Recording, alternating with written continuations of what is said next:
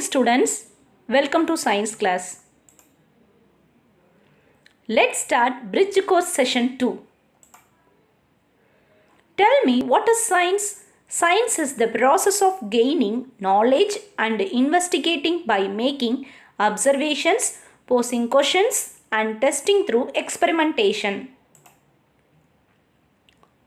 Tell me, what are the branches of science? Science has 3 branches, that is physics, chemistry and biology. Science has 3 branches, physics, chemistry and biology. Today we are going to learn about changes around us, microorganisms and organization in life. We will see one by one. Now we are going to learn about changes around us. Students, day will be changed to night. Similarly, seed is changed to sapling over a period of time. Also, raw fruit will be changed to ripe fruit. Rocks will be changed to sand. Now tell me, what is the common factor in the above examples? Yes, changes occur frequently. Changes occur frequently. Then what is a change? Change is the observable difference between initial state and the final state of any substance. Change is the observable difference between initial state and the final state of any substance. For example, human growth from baby to adult. Students, change is the law of nature because some changes occur periodically, instantly and takes some time. Change is the law of nature. Seasonal changes and weather changes will occur periodically. Burning of paper happens immediately, whereas rusting of iron nail takes some time. Milk is turned into curd in few hours, but while cooking vegetables takes some time for softening. From above examples, we will say changes are not only a process, but it is accompanied by change in properties like shape, color, temperature, position and composition. For example, growing hair is a visible change. Once we are cutting the hair and it will grow again. But digestion is invisible. After intake of food, we are not able to see the process of digestion. Students, listen, if you are cutting the apple into 2 halves, then the shape and size has changed. Yes, the shape and size of the apple have changed. This can be called a physical change. Students, listen, after some time, color of the apple will be changed because some substances in apple react with air. So the color is changed. This is a chemical change. This is a chemical change. Now tell me, what is physical change? Physical changes are the temporary changes in which there is change in the physical appearance of the substance but not in its composition. Here, no new substance is formed. For example, once we melt ice, it will converted into liquid. So, solid state changes to liquid state here. If you are going to prepare sugar or salt solution, the character of salt or sugar not changed. Yes, solution becomes sweet or salty in taste. There is no new substance formed. If you are stretching the rubber band into any shape, it will be back to the initial shape. So these are the examples of physical changes. Let's see one more example for physical change. This modeling clay can be molded and changed to make objects. Its shape can then change back to its original block. Now we will learn about chemical changes. Chemical changes are the permanent changes in which there is change in the chemical composition and new substances formed. Once again I repeat, Chemical changes are the permanent changes in which there is change in the chemical composition and new substances formed. For example, burning of wood. After the burning, we'll get the new substance ash, not able to get the initial substance wood. Like that, rusting of iron. Initially it is white in color. After some time, iron reacts with moisture to form iron oxide. It is a new substance. So after rusting, iron is brown in color. Then see the next example, blackening of silver ornaments. Initially silver white in color. After some time it will react with moisture to form new substance. So it is black in color. So these are the examples for chemical changes. Moreover, extraction of metal from their ore, preparation of medicines are the examples of chemical changes. The materials such as plastics, soaps, detergents, acids, bases, salts, etc. all are made by carrying out a chain of chemical changes. Children, explosion of a firework is a chemical change. Explosion of a firework is a chemical change. When food gets spoiled, it produces a foul smell. It is a chemical change. Students, now we will learn about factors determining chemical changes. First one, contact in physical states. Students, chemical reactions carried out by contact in physical states. For example, dry wood comes into contact with fire while burning process. See the second example. When a matchstick is rubbed on the sides of a matchbox, a chemical reaction takes place to form heat, light and smoke. When quicklime comes into contact with water, it forms slacked lime. Calcium oxide is quicklime. It is contact with water to form as calcium hydroxide. Calcium hydroxide, otherwise called slacked lime. So these are the examples for chemical changes and contact in physical states. Second one, solution of reactants. When we mix two substances in a solution form, a chemical reaction takes place between them to form new substances.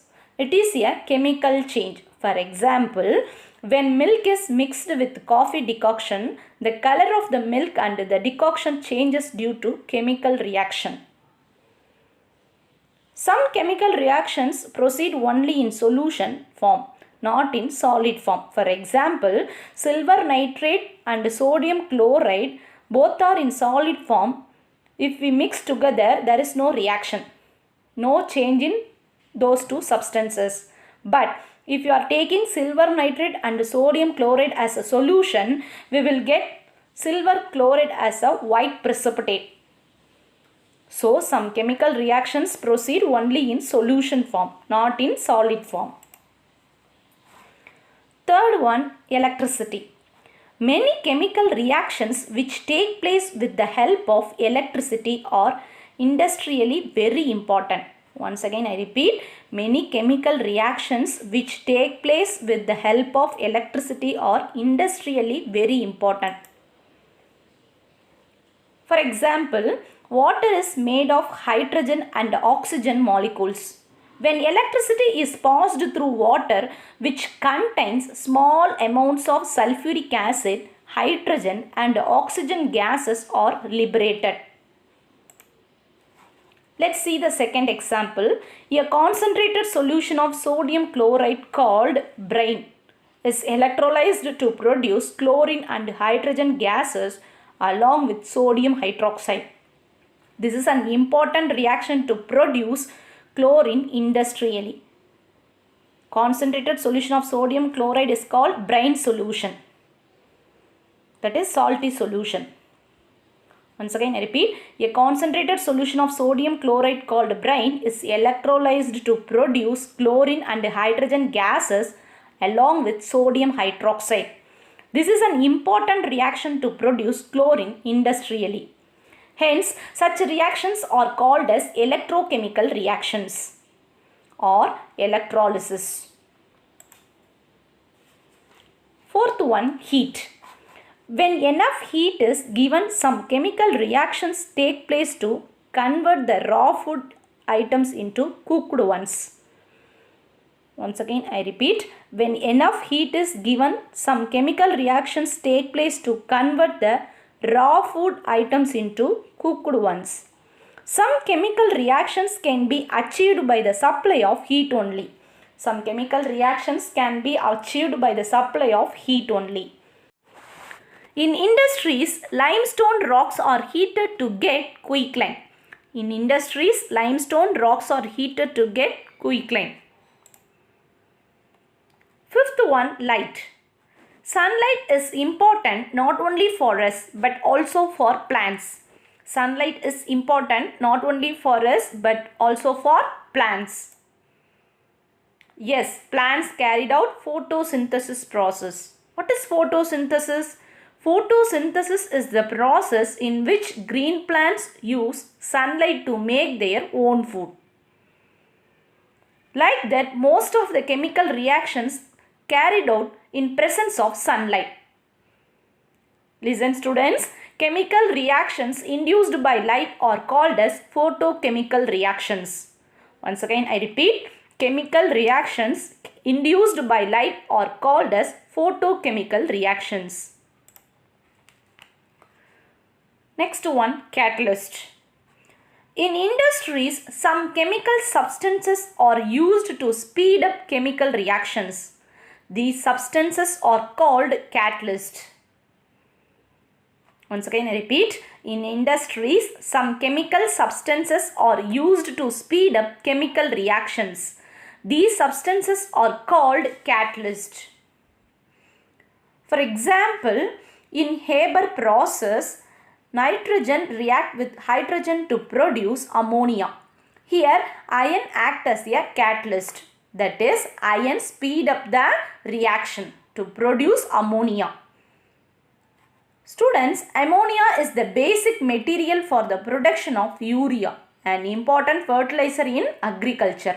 Ammonia is the important fertilizer in agriculture. Next, in Vanaspati ghee preparation, finely divided nickel is used as a catalyst. In Vanaspati ghee, that is dalda preparation, finely divided nickel is used as a catalyst. Thus, speed of certain reactions is influenced by the catalyst and such reactions are called catalytic reactions. Once again I repeat, speed of certain reactions is influenced by the catalyst and such reactions are called catalytic reactions. Do you know children? Biocatalysts. Yes, enzymes and yeast are called biocatalysts. Enzymes and yeast are called biocatalysts. Now we are going to study about organization of life. Students, our earth is a beautiful place wherein different types of organisms happily coexist. Our earth is a beautiful place wherein different types of organisms happily coexist. All living things are made of one or more cells. All living things are made of one or more cells. What is cell? Cell as a fundamental unit of life. Cell as a fundamental unit of life. Students, just imagine the building wall is made up of numerous bricks. Like a brick wall, your body is composed of basic building blocks and are named as cells. Like a brick wall, your body is composed of basic building blocks and are named as cells. Now we will learn about types of cell. Cells are classified into two types, prokaryotic cell and eukaryotic cell. Prokaryotic cells are single-celled. Eukaryotic cells are multicellular. That is, they are having number of cells. Let's see the examples for unicellular organisms. Bacteria, amoeba, chlamydomonas and yeast are examples of unicellular organisms. Next, we will see examples for multicellular organisms. Spirogyra, mango and human being are the examples for multicellular organisms. Do you know, children, the study of cells is called cell biology. The study of cells is called cell biology. Listen, students. Structure of a cell represents the arrangement of parts or organelles in a cell. Function is the activity of each part or organelle in a cell. Once again, I repeat. Structure of a cell represents the arrangement of parts or organelles in a cell. Function is the activity of each part or organelle in a cell. Heart, kidney, stomach, brain are the organs present inside the human body. Like that, mitochondria, Golgi apparatus, cytoplasm are the organelles present inside the cell. Now, we will learn about different levels of organization. Yes, number of cells join to form a tissues. Number of tissues join to form an organ. Then number of organs join to form a organ system. Then it is called organism. Let's see the size of the cell. The size of cells may vary from a micrometer to a few centimeters. Once again I repeat, the size of cells may vary from a micrometer, that is a million of a meter, to a few centimeters. Most cells are microscopic and cannot be seen with the naked eye. They can be observed only through the microscope. They can be observed only through the microscope. Smallest size of the cell is present in bacteria. The size of the bacterial cell ranges from 0.01 micrometer to 0.5 micrometer. Largest cell is the egg of an ostrich with 170 millimeter width. Largest cell is the egg of an ostrich with 170 millimeter width. In human body, the nerve cells are believed to be the longest cells. Do you know, children? In human body, the nerve cells are believed to be the longest cells. Children, listen. Cell size has no relation to the size of an organism.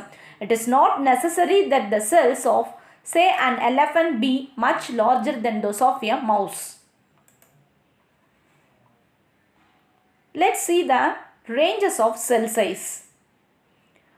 Virus is an example of small size cell.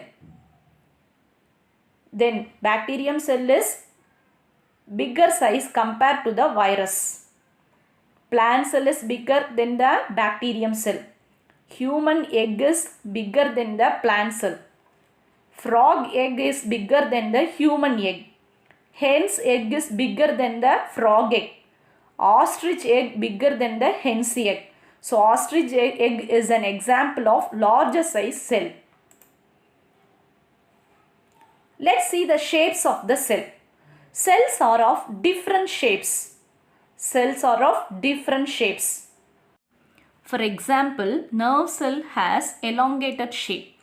Red blood cell have oval shape. Muscle cell have long cylindrical shape. These are the shapes of the cell.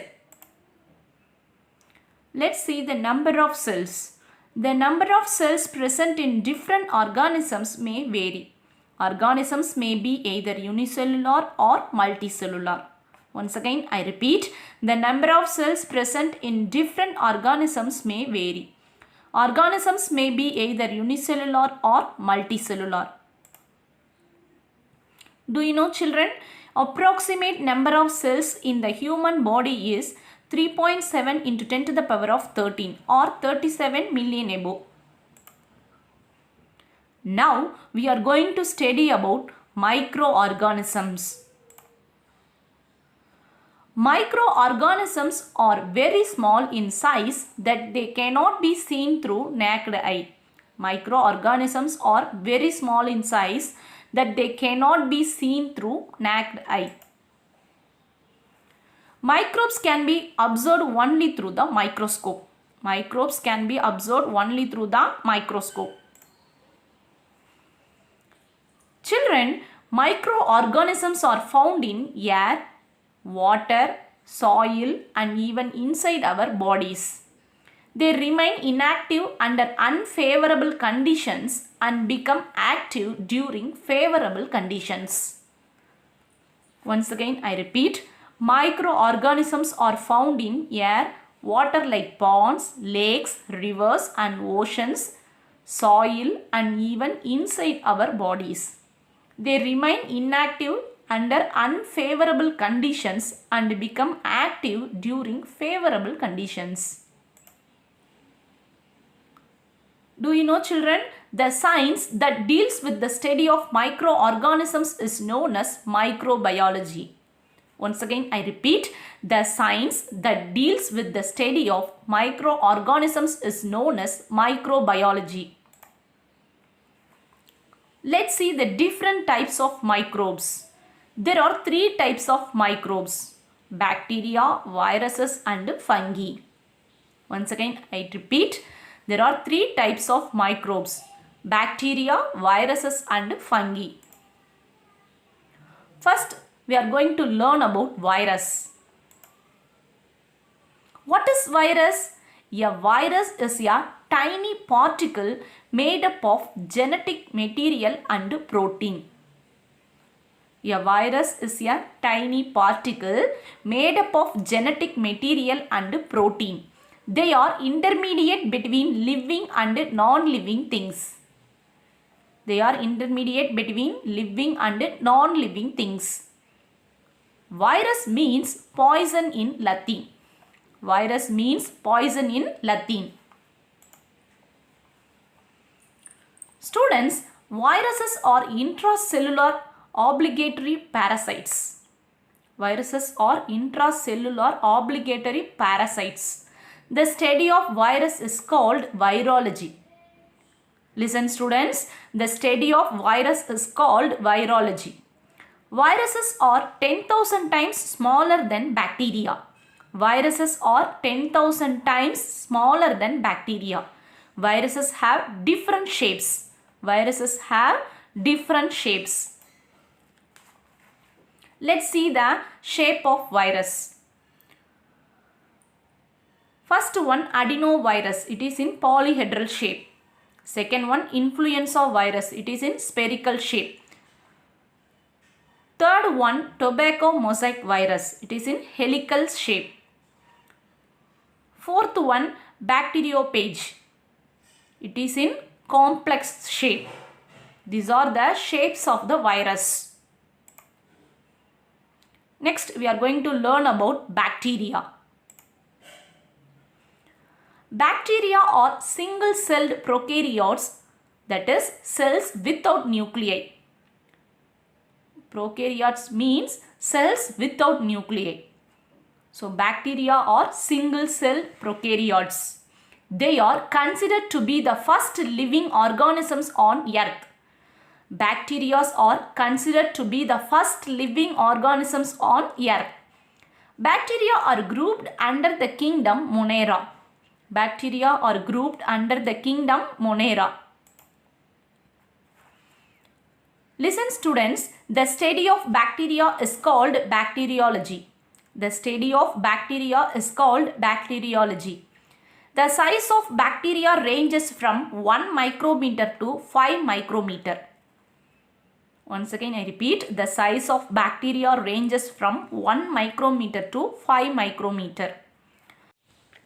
Bacteria are of two types based on respiration. They are aerobic bacteria and anaerobic bacteria. Aerobic bacteria means that requires oxygen for breathing. Anaerobic bacteria means that does not require oxygen for breathing. So once again I repeat, bacteria are of two types based on respiration. They are aerobic bacteria and anaerobic bacteria. Let's see the structure of bacteria. A bacterium has an outer covering known as the cell wall. Nuclear material is represented by a nucleoid without nuclear membrane. Other than capsule, ribosome, pilus, flagellum, cell membrane are present inside the bacteria. Mitochondria, Golgi body, endoplasmic reticulums are absent in the bacteria. Here the flagellum helps to move the bacteria. Let's see the shapes of the bacteria. Bacteria are classified according to the shapes of their cells. They are bacilli, spirilla and cocci. Bacilli, otherwise called rod-shaped bacteria. Example, Bacillus anthracis. Spirilla, that is spiral-shaped bacteria. Example, Helicobacter pylori. Third one, cocci, that is spherical or ball-shaped bacteria. They can stick together in pairs or form a chain or occur in bunches. For example, stick together in pairs, that is Diplococcus, or form a chain, that is Streptococcus, or occur in bunches.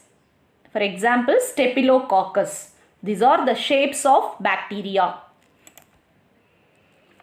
Now we are going to study about fungi. Fungi are a group of eukaryotic organisms that lack chlorophyll. Fungi are a group of eukaryotic organisms that lack chlorophyll. They grow in dark environments. They may be either unicellular or multicellular. Example, yeast. Or maybe a multicellular. Example, penicillium. Fungi are found in all kinds of habitats.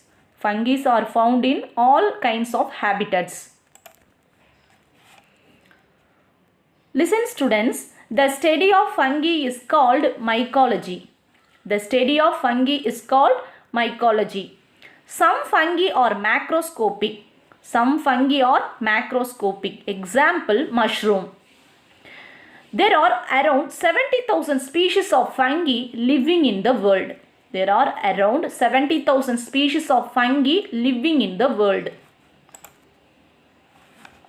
Okay students, I hope you are all clear with today's session. Success is the sum of small efforts repeated day in and day out. So study well. All the best. Thank you.